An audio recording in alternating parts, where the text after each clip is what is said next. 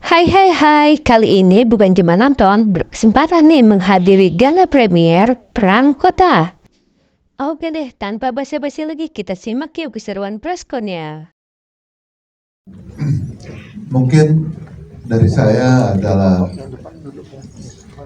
mari kita sambut era baru perfilman nasional kita yang dengan sebuah karya yang kalau menurut Mbak Moli karya yang ambisius dan karya yang menurut saya memang pantas sekali untuk kita apresiasi.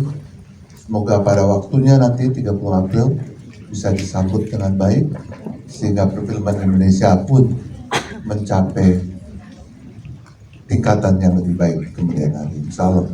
Terima kasih dan selamat menonton Perang Kota 30 April. Bahwa kalau hari ini kayak gitu ya alhamdulillah kita ngerasain apa yang dirasain kakek kita kan gitu. Tapi ya tantangannya banyak banget dan salah satunya adalah bagaimana berbahasa Belanda dengan tempo tubuh dan pergerakan yang cepat sementara secara language-nya belum mapan di lidah atau belum mapan di hati gitu. Kalau belum mapan di lidahnya mungkin kita cepat belajarnya, tapi belum mapan di hati itu sulit banget kan, karena kita ya semua pemain nggak pengen kehilangan emosi yang real, nggak pengen kehilangan pikiran yang real dari karakternya. Maka salut banget buat teman-teman yang dapat jatah bahasa Belandanya banyak gitu. Ya dan terima kasih banget saya dipercaya untuk jadi tokoh yang juga berkhianat kayaknya. Tetap ada unsur itu ya, perjuangan cinta dan pengkhianatan ya. Iya karena kan saya tidak memilih untuk ada di jajaran orang Indonesia. Ya. Saya memilih di jajaran tengah-tengah. Saya orang abu-abu gitu, orang abu-abu di titik itu. Kayaknya Anda juga kan orang abu-abu. Tepuk tangan dong untuk Mas Roko Rosani, terima kasih. Semuanya Perang Kota adalah film yang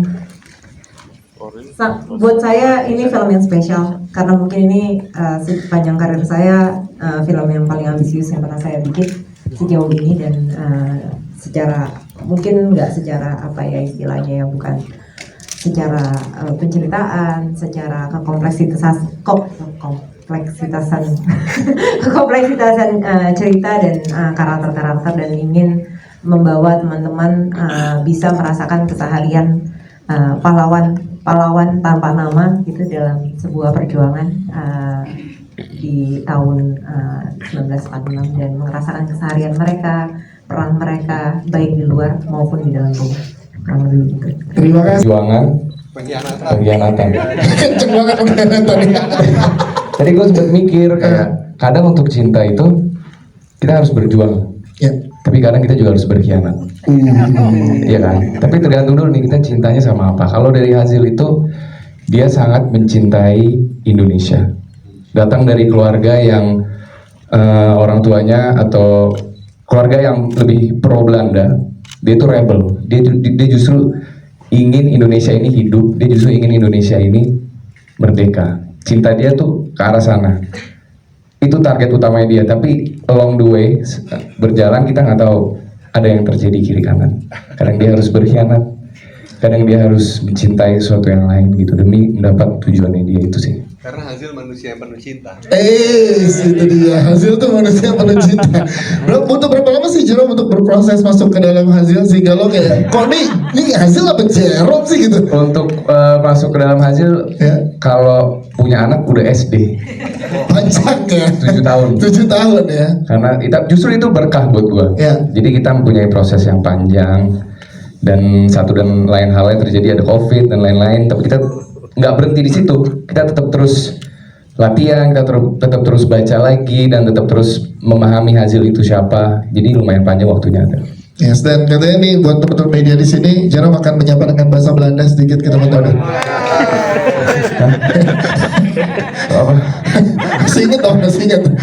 Lupa ya, tapi masih ingat satu bagian. Ini udah pernah nonton kan? Boleh silakan. Ik heb mijn pipe kwijt. Artinya? Pipa aku hilang. Nah, hati-hati emang kalau banyak bahaya. Jerome, tepuk tangan untuk Jerome.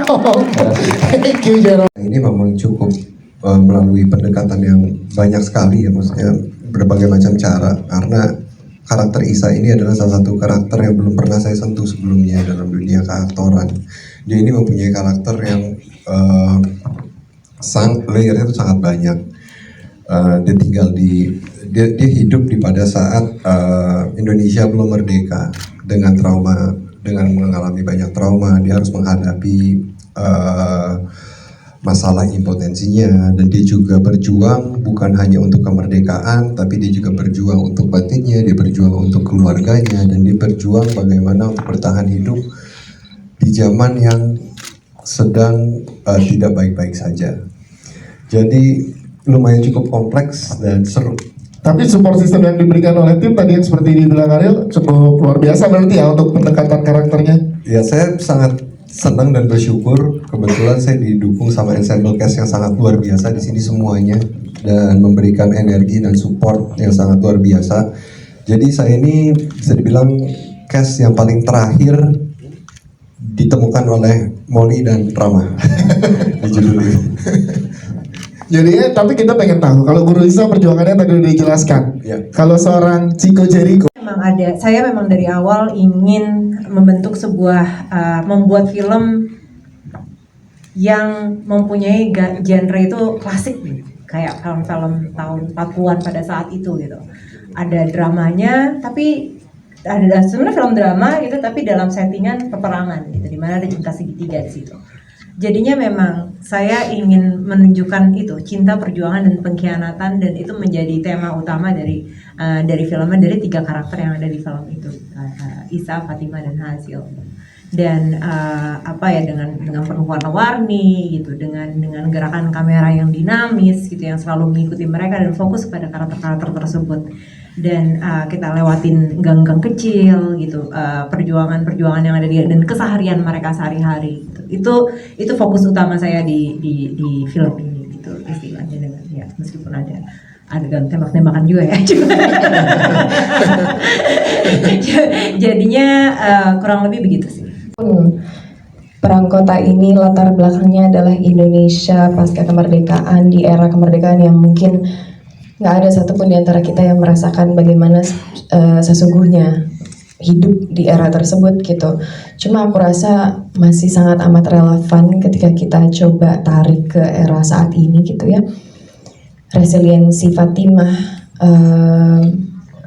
semangat perjuangannya, walaupun kami Fatimah dan saya berada di era yang berbeda, namun peperangan batin tersebut, perjuangan dalam kehidupan, mau jadi seorang perempuan, mau jadi laki-laki, kita hidup itu pasti penuh dengan perjuangan, dan setiap hari pasti ada peperangan batin yang kami rasakan di dalam berbagai aspek kehidupan gitu. Jadi aku rasa itu yang bisa aku dapat, dan aku bisa ngerasa ada bisa ada koneksi sama Fatimah gitu ketika aku baca skenarionya tentang semua hal yang dia perjuangkan ke aku gitu, perempuan era modern ini gitu. Dan aku yakin teman-teman yang sudah menonton juga bisa merasakan itu dan masih bisa relevan untuk diaplikasikan di hidup era modern dan di kehidupan kalian semua saat ini gitu. Yes. Dan waktu yang cukup panjang sebelum memasuki proses produksi, sebelum syuting, sekitar ada 4 bulan lebih kami bertiga dan teman-teman yang lain juga terkadang bersama-sama. Kami bertiga bisa dibilang hampir setiap hari 6-8 jam bersama-sama, sampai membuat sebuah skema di dalam workshop tersebut gitu. Karena kami semua percaya bahwa untuk menghidupkan sebuah karakter perlu juga kami lakukan beberapa prosedur gitu, seperti kami diskusikan bagaimana sih kali pertama pertemuan Isa dan Fatimah, bagaimana sih dinamika pernikahan kami berdua, sehingga ketika ada sebuah kejadian, selain hal-hal yang kami ucapkan secara verbal, penting juga inner monolog yang terjadi di dalam pikiran si karakter tersebut gitu. Itu bisa dibilang salah satu upaya untuk menghadirkan emosi-emosi yang tidak diverbalkan gitu sih. Jadi date yang kami lakukan itu di dalam proses workshop tersebut gitu. Kami menggali karakter masing-masing, Fatimah sama Isa tuh ketemunya kapan, apa yang membuat kami jatuh cinta terhadap satu sama lain. Oh, kami mempunyai kesukaan yang sama terhadap musik, terhadap George Gershwin gitu. Itu adalah hal-hal yang kami jadikan bekal untuk membantu menghidupkan karakter yang kami mainkan gitu sih. Ariel Tatum, tepuk tangan dong. Kita ke Bang Cika.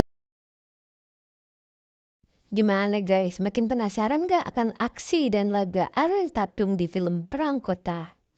Yuk, biar makin penasaran, kita nonton film Perang Kota segera di FX1.